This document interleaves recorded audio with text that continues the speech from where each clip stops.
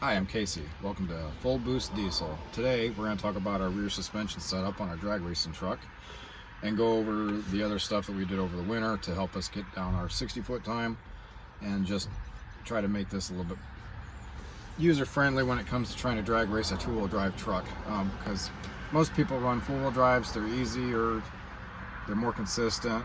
Unfortunately, we're stuck with two-wheel drive. That's just what we've got. So I want to take you down here real quick to our airlift air gauge. So this is our hooked up to our airbag. So you push up, fills the bag with pressure.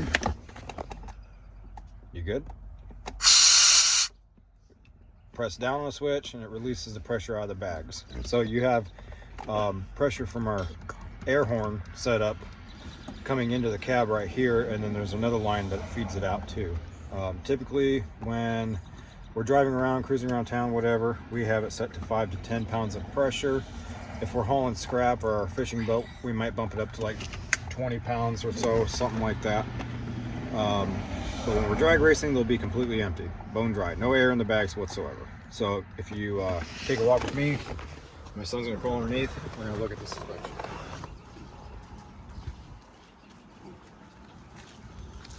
Okay, crawl under. All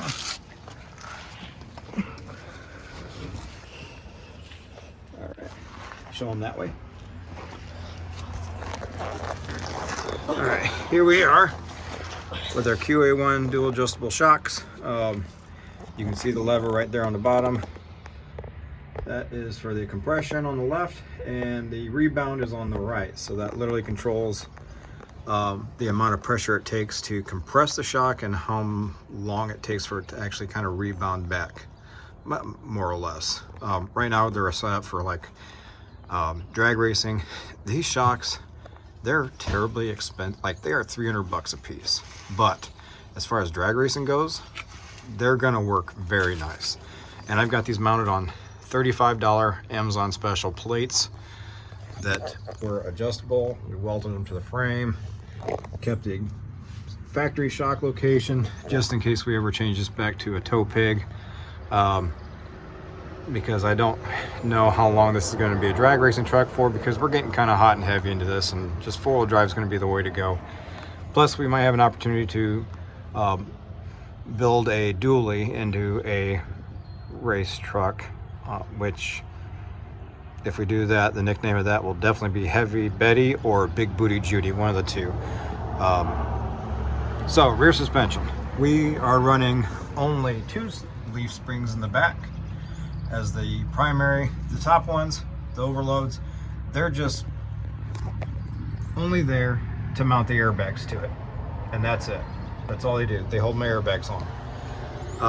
These are caltracs traction bars that bolt to the leaf. It kind of helps two-wheel drives getting good traction. Well, it helps leaf spring vehicles get good traction, because the pinion, as it drives forward, it pushes against the track bars, which pushes up against the leaves, and it makes the rear tires kind of like push down into the ground. And then you couple that with the QA1s, and it just, the force just drives it down. I've already posted a video of these operating under boost at a takeoff with street tires and with slicks, and you can see that in the video as to how well they work.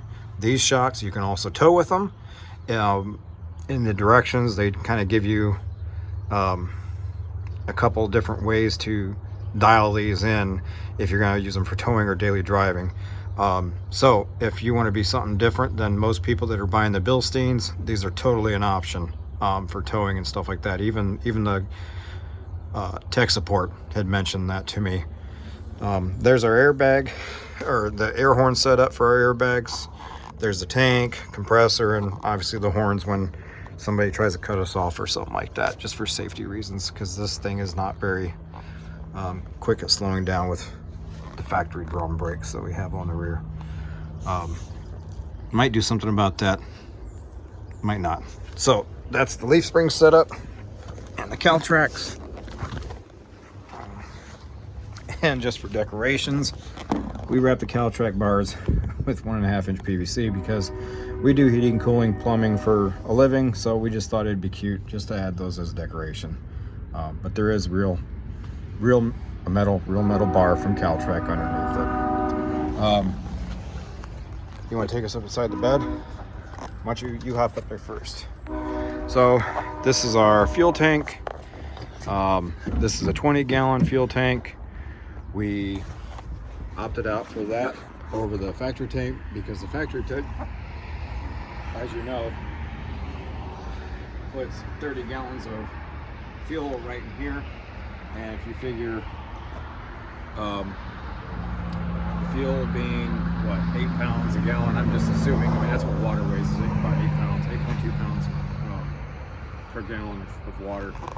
It's just, it was a lot of weight on this side, and I noticed this track bar would come loose, whereas the other one, your tension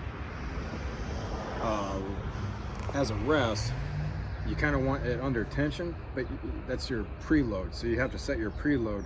And I noticed that it was losing it on the driver's side, so we opted out for the fuel tank.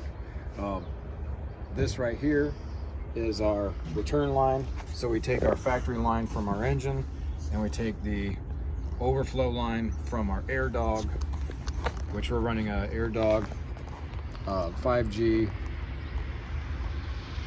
165 gallon per hour pump. I think I said all that right.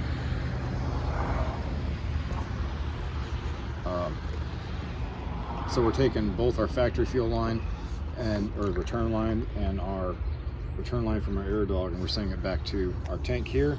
The other one is just simply an overflow, because you have to have an overflow anytime you have a fuel cell. That just simply goes down, runs across the truck frame, and just dead ends, just to allow air to escape so you don't build up excessive pressure. And then the wiring is for the fuel sending unit, which is the 0 to 90 ohm. That's what goes to our gauge. And we're actually using thermostat wire, because it's what I had. It was long enough and it works. It actually reads enough ohms to where it's accurate. So either way, proud moment. This right here is our derail, not sure how you want to pronounce the name. This is our transmission cooler, transmission oil cooler. We opted for this because it does a better job at cooling than what the factory location. We were running an aftermarket Mishimoto, and even then, the Mishimoto at a red light, when engine coolant temps got up to like 180, I feel like you're like staring at my soul. I'm gonna back up a little bit, okay? You're good. You stay there. But with the factory with the aftermarket Mishimoto cooler, we'd still see like 190, 195 degrees sitting at a red light, because it's just your radiator's there, intercooler's there, everything's hot. It's just everything's absorbing heat. It wasn't good. So we opted out for to remotely locate it. This works great. We barely see on a hot summer day. If I hot lap it, and do multiple 2 quick passes right off the bat, don't get soot on you. We only get like 160 to 165 degrees, and I've got this fan on a switch to turn on. It's a grounding switch, so once it hits a certain temperature, it'll send the signal to the fan and turn the fan on, just like our dual electric fans on the radiator. We see like 160 degrees, 165 degrees at best. And as you can see here, this is Stuart and Kevin, our minions. This is nitrous bottles. This is our 2 10-pound nitrous bottles.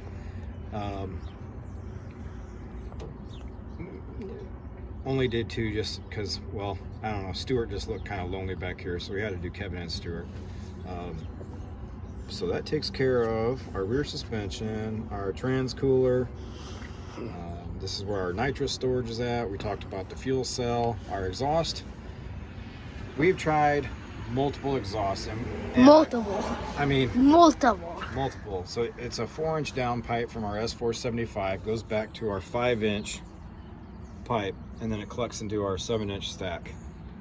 And we tried 5-inch stack, 6-inch stack, 7-inch stack, 8-inch stack. We even ordered a 10-inch stack. That thing was huge. It was enormous, and honestly, they all looked ridiculous. The 7-inch compared to the 5-inch pipe doesn't look terrible in relationship to the cab and everything else on the truck. The 7-inch wasn't bad in my opinion.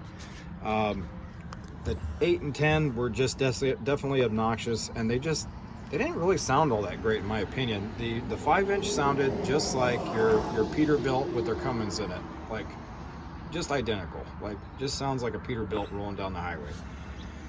The 6-inch, I didn't like the 6-inch because with the 5-inch exhaust, I think it tends to make it a little bit raspy, whereas 4-inch exhaust, in my opinion, always sound really good. 5-inch, I know they're supposed to be deeper. It's just with the VP trucks, they sound a little bit more raspy. You kind of get some of the raspiness with it, unlike the common rail. So we opted for the 5-inch to the 7-inch tip. It looks pretty good in my opinion. The sound is pretty good. It's right on par. This doesn't drone inside the cab whatsoever. I mean, if we're cruising at 60 miles an hour down the highway, clearly we redone the rear suspension, so this doesn't drive like a real stiff truck. It's pretty comfortable now with the QA1s, but back when we had the Bilsteins on, they were pretty rough riding without those extra leaf springs that we had on. So it doesn't drone that bad. I chose to do this bed stack. It kind of shoots it up in the air that way. When we're at the track and we're pre-staging, we're not smoking everybody out. You know, I posted videos of this with the GoPro mounted at the top of the cab, and kind of looking back to see how much smoke output we're putting. And for, you know, a 700 horse VP truck, let alone a VP like a 2nd gen, like it burns pretty clean in comparison to all that. So I just don't want to smoke out people at the track. I think they look cooler when you get the velocity above the track, because the hood stacks, it kind of blacks out. It's the truck, you can't really see it, just everything's kind of clouded out, so it kind of washes everything out. So we opted for this stack. It puts on a little bit better show in my opinion, but it keeps the soot off of people too at the track. A lot of times they will make you run, if you have a full exhaust, they'll make you run a 90-degree elbow, because if you smoke out the lights, like there's laser beams that set your pre-stage when you're lining up at the tree.